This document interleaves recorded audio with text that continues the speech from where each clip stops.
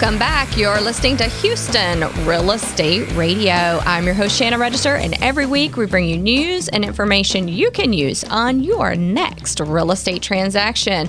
The last couple of segments, we had Dr. Jim Gaines on from the Texas Real Estate Research Center over at A&M University, and we talked a lot about the local economy and his predictions for 2016 for resales and new constructions, really here in the Houston market and how oil prices are impacting things. If you missed any of that, you can catch us online at HoustonRealEstateRadio.com. And if you've got any questions for real estate, about real estate, give us a call at 844-788-9444. This segment, we're going to talk more with a national focus. We're going to give you more information from a national perspective. There are some people, relocating around the country, so you really want to know what's going on nationally when you move from state to state. A lot of relocation buyers out there, and just really to have a good feel of the housing market nationally. We've brought in the National Association of Home Builders senior economist, Robert Denk. He is a senior economist over there. His responsibilities include developing economic models of national, state, and metropolitan area housing activity, as well as providing ad hoc analyses on a range of housing sector issues. So Bob's been an economist. He's Skyping in from Washington, D.C. He's been over there over 20 years working in the private, nonprofit, and government sectors. So he's going to bring us some great information from the National Association of Home Builders. So welcome to the show. Thank you for having me. So, you really have a neat perspective. You work primarily in new construction, but you have to know what's going on in all aspects of the market to know how new construction is going to be impacted on a national scale. So I know you do a lot of great work out there in Washington, have been doing that for a long time. We want to really get a feel for what you predict to happen with new construction in 2016 from a national perspective. Okay. Well, I think to put everything in perspective, we just got to sort of start with the boom and the bust cycle. It was an unsustainable boom and led to a devastating crash. We bottomed out in about early 2009. We spent 2010 and 2011 just sort of bouncing along the bottom. Since 2012, we've been seeing some pretty natural recovery. It's been sustained. We've made some good progress. It's important to distinguish between the multifamily sector, basically apartments and condominiums, and the single-family sector. The multifamily sector has recovered a lot more quickly. They're pretty much back to pre-boom levels of normal.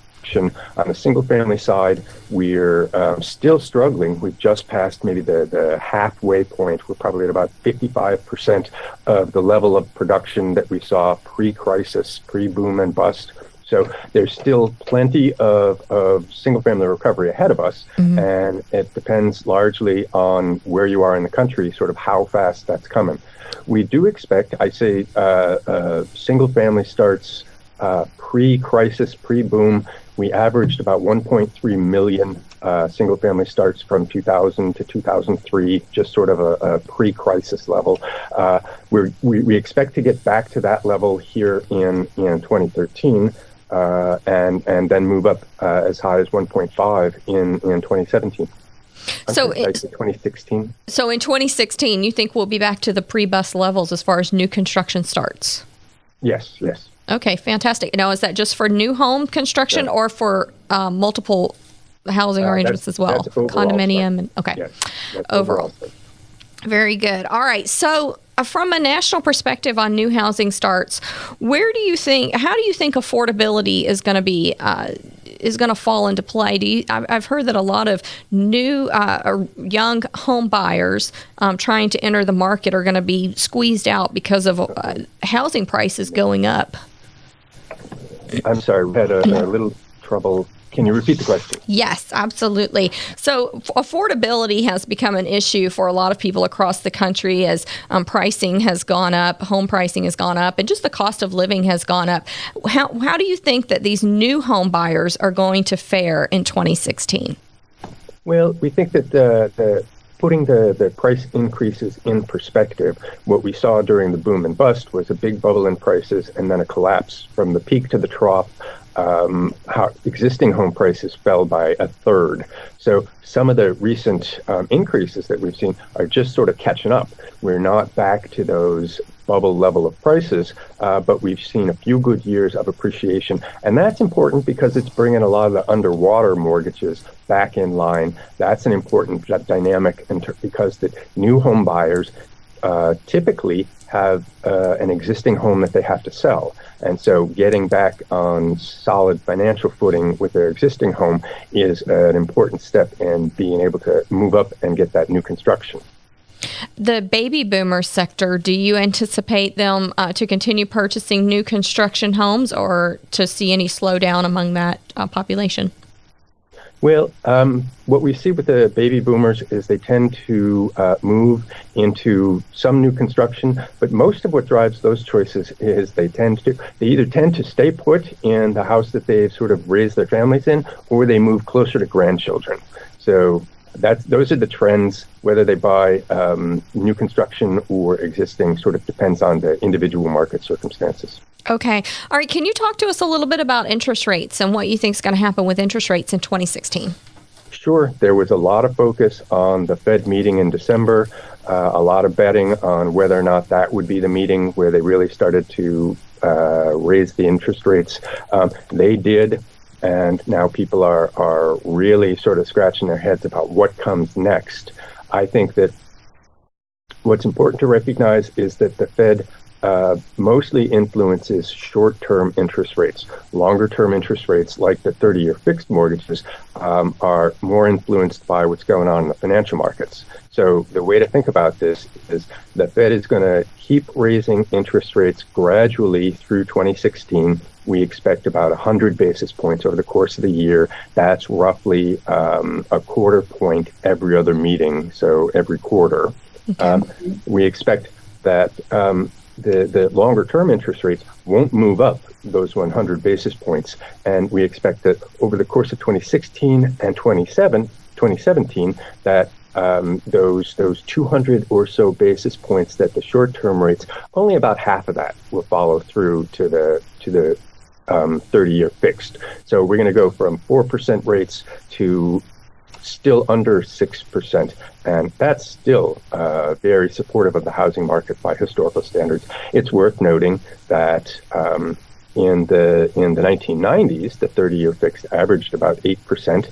In the 2000s, it averaged about 6%. We've spent the last decade or so with it averaging about 4%. We'll spend the next 2 years with those rates sort of inching back up into the 5.5%, 6% range. So we expect this to be not an important headwind in the housing recovery at all.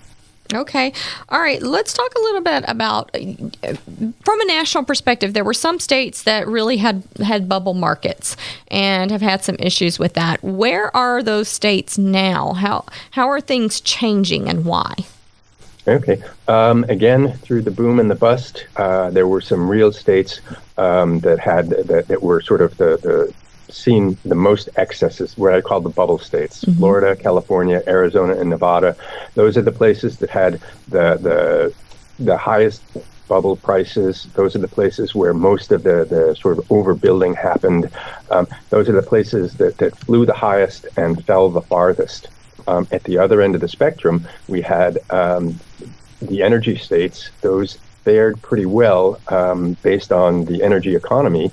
So while every area went through some measure of sort of boom and bust cycle, it was the most extreme in the bubble states and the least extreme in the energy sector. Now, an important development that we've seen over the last couple of years is that those bubble states have sort of worked through the carnage of the housing bust. They're getting back on their feet.